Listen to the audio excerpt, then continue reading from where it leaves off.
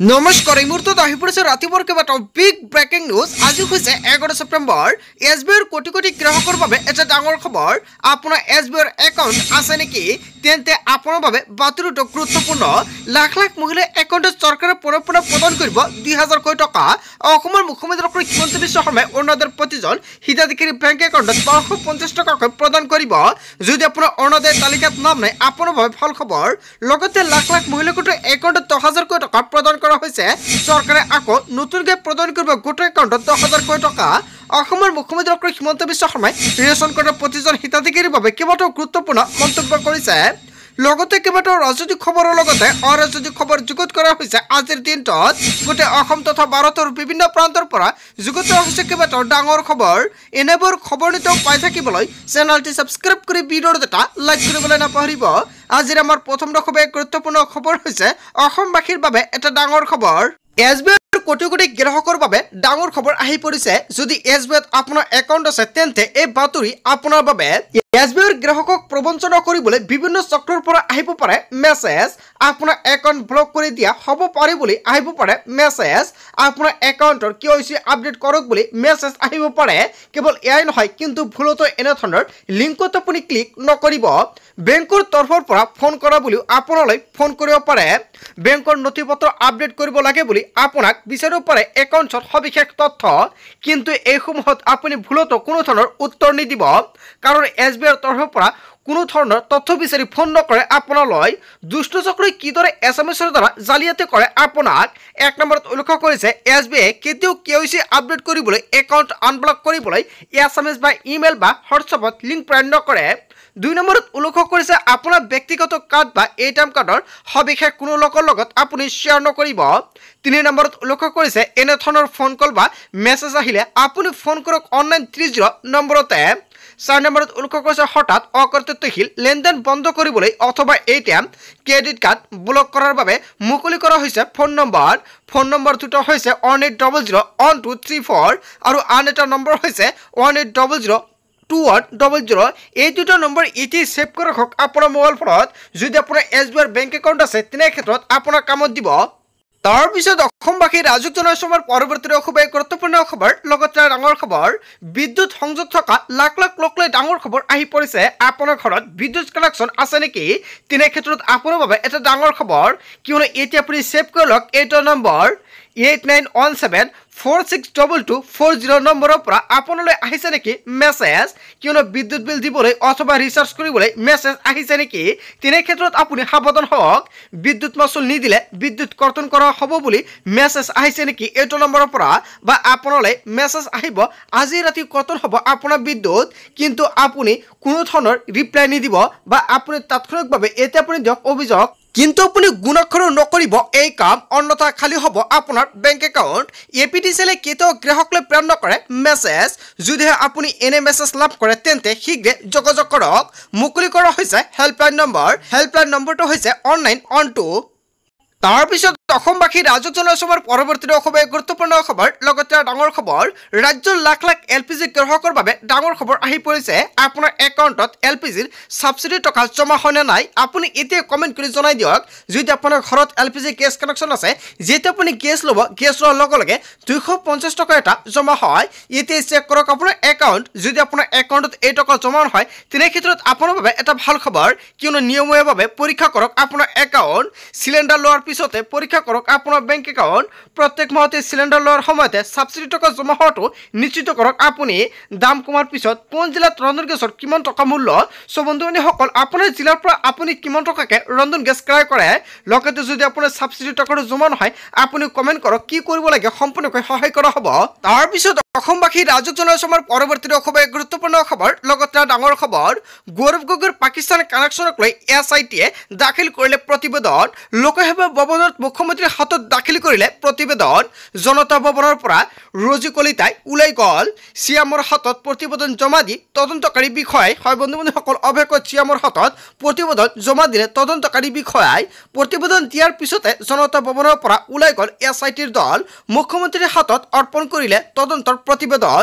গৌৰৱ গগৈৰ পাকিস্তান যোগসূত্ৰ তদন্ত সম্পূৰ্ণ SITৰ দলৰ। হয় বন্ধু বান্ধৱীসকল এটা ডাঙৰ খবৰ আহি পৰিছে এআইচিটিত উল্লেখ কৰা অনুযায়ী কি উল্লেখ কৰা আছে প্ৰতিবেদনত নিশ্চয় অসমৰ মুখ্যমন্ত্ৰী ডক্টৰ হিমন্ত বিশ্ব শৰ্মাই এতিয়ালৈকে উল্লেখ কৰা নাই যেতিয়া উল্লেখ কৰিব নিশ্চয় সম্পূৰ্ণকৈ জানিব পাৰিব তাৰপিছত অসমবাসী ৰাজক জনসভাৰ পৰৱৰ্তী খবৰ গুৰুত্বপূৰ্ণ খবৰ লগতে ডাঙৰ খবৰ বিদেশী বহিষ্কাৰক লৈ আহি গ'ল ডাঙৰ খবৰ নাগৰিকত্ব প্ৰমাণ দিব নোৱাৰিলে 10 দিনৰ ভিতৰত এৰিব লাগিব দেশ অসমৰ মুখ্যমন্ত্ৰী ডক্টৰ হিমন্ত বিশ্ব শৰ্মাই কেবিনেট বৈঠকৰ অন্তত কেইবাটাও গুৰুত্বপূৰ্ণ মন্তব্য কৰিছে জিলা আয়ুক্তক কোনো লোক বিদেশী বুলি অভিযোগ দিলে লোৱা হ'ব ব্যৱস্থা অভিযোগ দিয়াৰ লগে লগে জিলা আয়ুক্তই সেই ব্যক্তিলৈ নোটিছ জাৰি কৰিব 10 দিনৰ উক্ত লোকজনে দাখিল কৰিব লাগিব নাগৰিকত্ব প্ৰমাণৰ তথ্য যদি এই তথ্যত জিলা আয়ুক্তই সন্তুষ্ট নহয় তেন্তে লগে লগে তেনে লোকক পুছবেক কৰা হ'ব কেবিনেট বৈঠকৰ অন্তত অসমৰ মুখ্যমন্ত্ৰী ডক্টৰ হিমন্ত বিশ্ব শৰ্মাই কেইবাটাও গুৰুত্বপূৰ্ণ মন্তব্য কৰিছে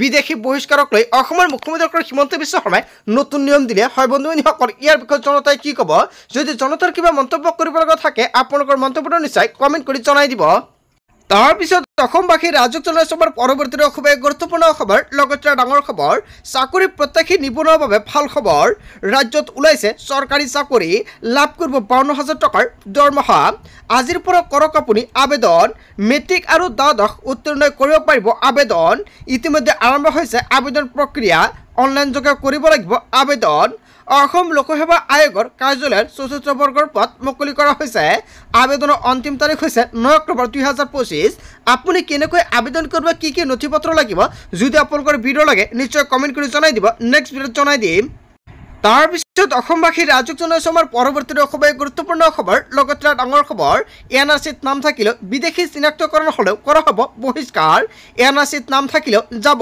নাথাকিলেও যাব এই নতুন আইনৰ লগতে এনআৰচিৰ কোনো সম্পৰ্ক নাই অসমৰ মুখ্যমন্ত্ৰী ডক্টৰ হিমন্ত বিশ্ব শৰ্মাই কেইবাটাও গুৰুত্বপূৰ্ণ মন্তব্য কৰিছে এনআৰচিত নাম থাকিলেও বিদেশী প্ৰমাণিত হ'লে যাবই লাগিব উচ্চতম ন্যায়ালয়ে কৈছে এনআৰচিত নাম থাকিলেও বিদেশী সদস্য হৈ নাযায় সেয়েহে খুব বেছি সেই ব্যক্তিজনে দাবী কৰিব পাৰিব যে মোৰ এনআৰচিত নাম আছে চৰকাৰীভাৱে বিদেশী প্ৰমাণিত হ'লে বহিষ্কাৰ হ'বই এনআৰচিত কোনো বিদেশীৰ সেফগাৰ্ড নহয় এনআৰচিত নাম থকা মানে 100% ভাৰতীয় নহয় বিদেশী বহিষ্কাৰক লৈ জিলা আয়ুক্তই যি সিদ্ধান্ত ল'ব সেয়া চূড়ান্ত হ'ব অসমৰ মুখ্যমন্ত্ৰী ডক্টৰ হিমন্ত বিশ্ব শৰ্মাই কেইবাটাও গুৰুত্বপূৰ্ণ মন্তব্য কৰিছে সংবাদমেল যোগে তাৰপিছত অসমবাসী ৰাজক জনসভাৰ পৰৱৰ্তী খবৰ গুৰুত্বপূৰ্ণ খবৰ লগতে ডাঙৰ খবৰ এচি ৰুমৰ ভিতৰত আলোচনা নহয় আমাক সমাধান লাগে কেইবাটাও গুৰুত্বপূৰ্ণ মন্তব্য কৰিছে দল সংগঠনে খিলঞ্জীয়সকলে কেইবাটাও গুৰুত্বপূৰ্ণ মন্তব্য কৰিছে খিলঞ্জীয়সকলে এতিয়া কঁপাইছে উজনি বিজেপিৰ বিৰুদ্ধে হাজাৰ হাজাৰ খিলঞ্জীয়ে কঁপালে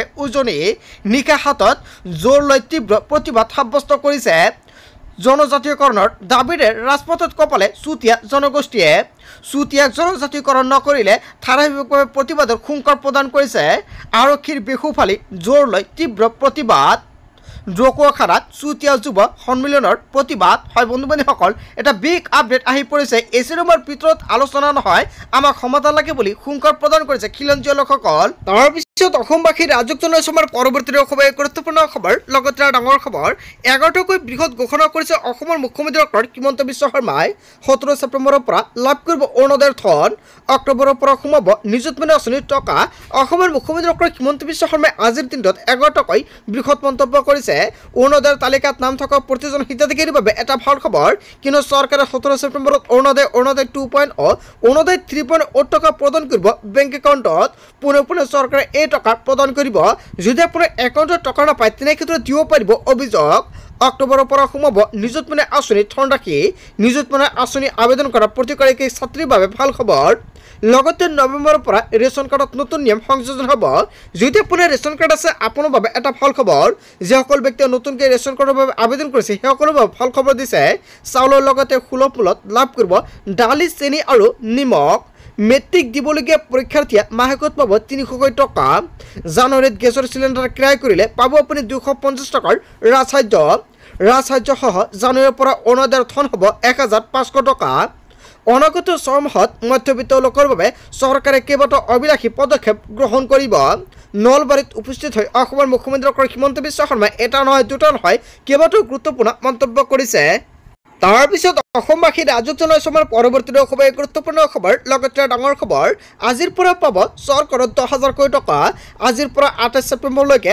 লাখ লাখ মহিলাই পাব চৰকাৰী ধন মুকলি হল ধন বিতৰণ তাৰিখ অসমৰ মুখ্যমন্ত্ৰী ডক্টৰ হিমন্ত বিশ্ব শৰ্মাই তাৰিখ ঘোষণা কৰিছে সাজু হল তালিকা 16 ছেপ্টেম্বৰত গৌৰীপুৰৰ মহিলাই লাভ কৰিব 10,000 কোটি টকা অসমৰ মুখ্যমন্ত্ৰী ডক্টৰ হিমন্ত বিশ্ব শৰ্মাই প্ৰতিগৰাকী মহিলাক 10,000 কোটি টকা দিয়া প্ৰক্ৰিয়া আৰম্ভ কৰিছে আৰু 16 ছেপ্টেম্বৰত গৌৰীপুৰৰ মহিলাই লাভ কৰিব 10,000 কোটি টকা 25 ছেপ্টেম্বৰত বিশ্বনাথৰ মহিলাই পাব 10,000 কোটি টকা 26 ছেপ্টেম্বৰত জোনাইৰ মহিলাই পাব 10,000 কোটি টকা 27 ছেপ্টেম্বৰত তিনিচুকীয়াৰ মহিলাই পাব 10,000 কোটি টকা 28 ছেপ্টেম্বৰত ৰংহাঙৰ মহিলাই পাব পোনপটীয়াকৈ 10,000 কোটি টকা সো বন্ধুবান্ধৱীসকল আপোনাৰ একাউণ্টত গোটৰ 10,000 কোটি টকা পাইছে না নাই যদি আপোনাৰ সমষ্টিৰ নাম তালিকাত নাই নিশ্চয় কমেণ্ট কৰি জনাই দিব অক্টোবৰ মাহত চৰকাৰে নতুনকৈ আন এটা তালিকা প্ৰকাশ কৰিব তালিকাত নাম থাকিলে আপোনাৰ একাউণ্টত 10,000 কোটি টকা প্ৰদান কৰা হ'ব তাৰপিছত অসমবাসী ৰাজক জনাই সময়ৰ পৰৱৰ্তী খুবেই গুৰুত্বপূৰ্ণ খবৰ লগতে ডাঙৰ খবৰ আধাৰ কাৰ্ডক লৈ আহি গ'ল বিগ ব্ৰেকিং এতিয়াৰ পৰা 18 বছৰৰ ঊৰ্ধৰ কোনো লোকে নাপাব